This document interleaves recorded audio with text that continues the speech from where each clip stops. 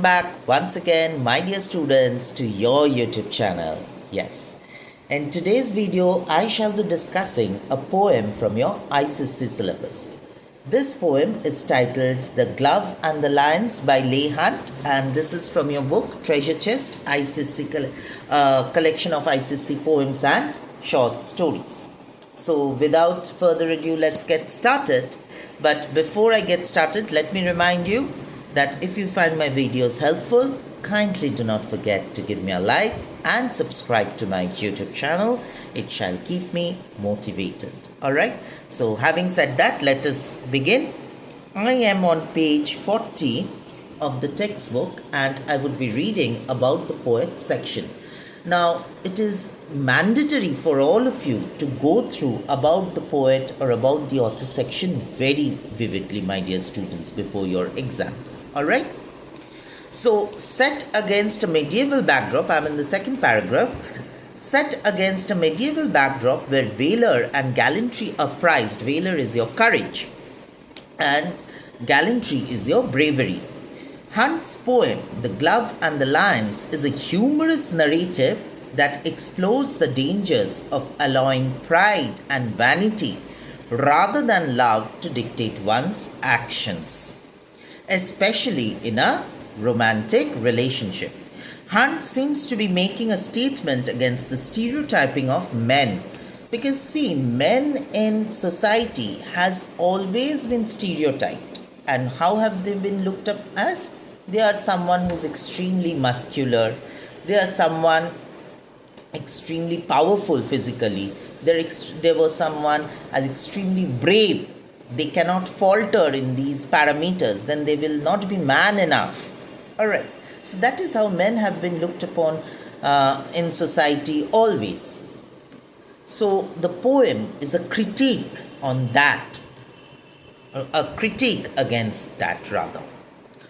Hunt seems to be making a statement against the stereotyping of men as macho creatures, so conventional gender roles as assigned by society, who are engaged in perpetual quest to prove themselves. They have to prove their manliness in front of their lady love. The poem is to be read and enjoyed for its lyricism and gentle humor, without trying to discover a central message or moral. Alright? So having said that, let's read the poem.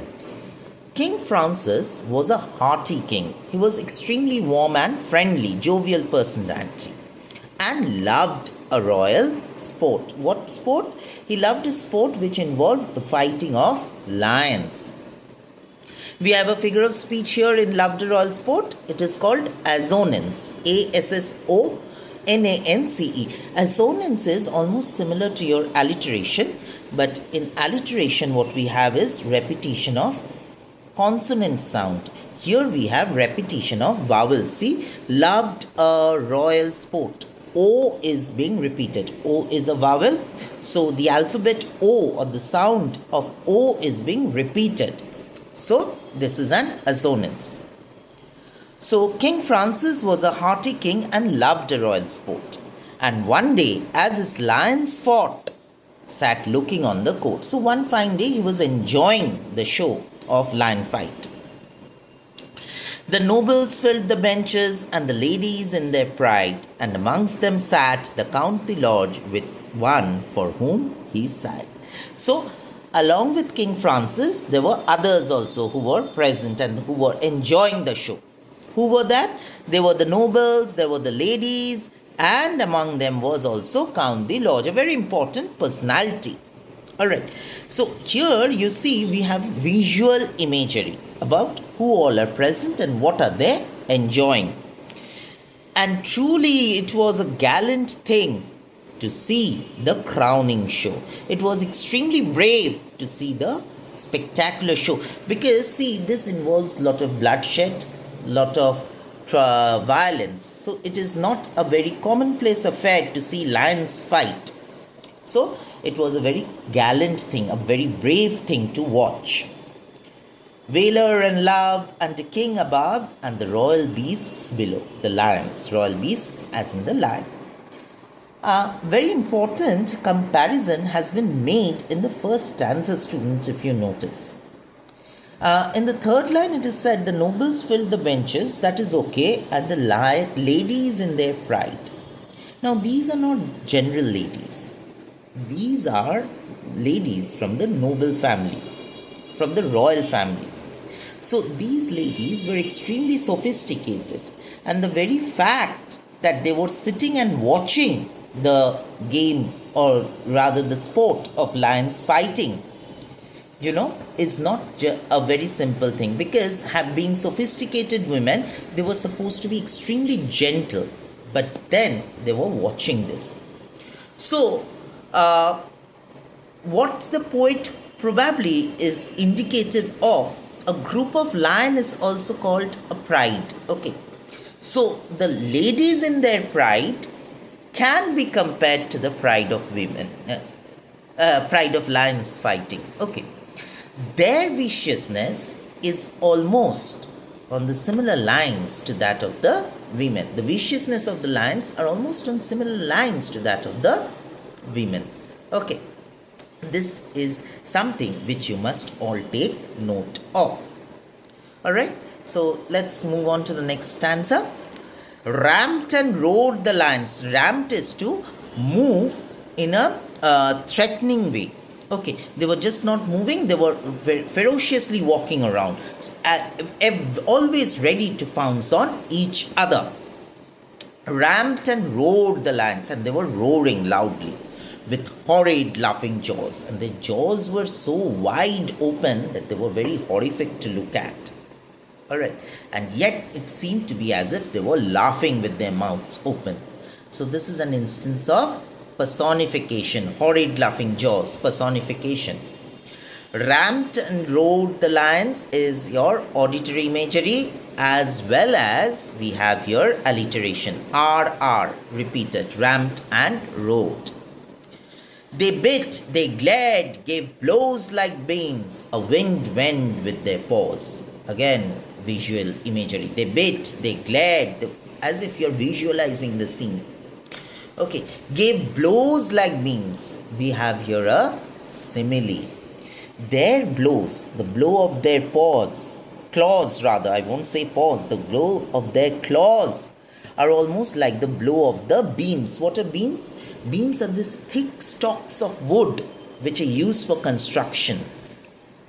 Okay, construction of railway sleepers and so railway tracks, so on and so forth. A very sturdy material made from the trunks of trees. So their blows are compared to those thick beams of wood.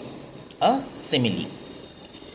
With wallowing might and stifled roars. They were with wallowing might, excessive pride and excessive power. They were walking around, moving around, and stifled roar, muffled roar. Again, auditory imagery. They rolled on one another, always attacking each other, till all the pit with sand and mane was in a thunderous mother. It was an extremely chaotic scene. The lions pouncing on each other, attacking each other. Okay, and the dust moving around in the air. The bloody foam above the bars. I told you it's a scene which involves a lot of bloodshed. So the beams were now, or rather, the entire arena now was covered with blood. The bloody foam above the bars came whisking through the air, and it seemed like as if there was blood in the air. The ferocity of the fight was such. Said Francis then, "Faith, gentlemen, we are better here than there." So what did King Francis comment? King Francis commented that they are better, they are safe as a spectator, because they are much away from the arena of the lions than where they were, where the lions were fighting. Alright. However, it is interesting to note here, this comment of King Francis foreshadows the danger in which the Count de Laforge would get involved in. The king just commented they are better as a spectator than a participant. But Soon we'll see Count the Lodge does not remain a spectator, he becomes a participant. So, here we have the foreshadowing of the danger. So, Defort's love overheard the king, and there were women also, right? There were women also sitting. So, among these women, one of the ladies who was in love with Count the Lodge heard the king's comment. And what did she say? And rather, we have here a description of her, a beauteous, lovely dame, a very fanciful lady, a very good looking young woman. A beauteous, lively dame with smiling lips and sharp, bright eyes, extremely good looking, which always seemed the same, alliteration. So she was so good looking that all through the day, all round the year, she looked pristinely beautiful. There was no change in her. She thought, the Count, my lover, is brave as brave can be. Alliteration again. Brave as brave can be. And this is also ironic because we will see how things turn. She thought, the Count, my lover, is brave as brave can be. Because Count the Lodge, is a man, he is supposed to be extremely brave. I told you the poem critiques the conventional notion about men dictated by society that they have to be excessively brave, they have to be excessively muscular, always ready to challenge dangers. It is that. So the lady thought that. Okay. He surely would do wondrous things, spectacular things to show his love of me. Whether the Count de Lodge loved her or not, we do not know. But the lady took it upon herself that because I love him, okay, in order to prove his love, he would do or risk anything and everything. King, ladies, lovers, all looked on. The occasion is divine. Whatever fight is going on, it is extremely intriguing. I will drop my glove to prove his love. Great glory will be mine. Because all the people are here watching the fight, I will drop my glove. Women used to wear gloves then. So she had decided she will open one of her gloves and drop it in the arena where the lions are fighting. And of course, Count the Lodge will jump into the pit to recover it for the lady. So, this would prove that he loves her, and all the king and all the other noblemen and all the rest of the ladies, what would they do? They would, be full of praises for not only the man but also of the women, and she will be a lot of limelight. So basically she wants the validation of society. She wants to hog the limelight. Extremely vain of her. Okay, she's disregarding the fact that what if the lions attack the man? He would be powerless, in front of those lions, no matter how brave you are. But then she is vain as a woman and she doesn't think about all this. Extremely self-centered.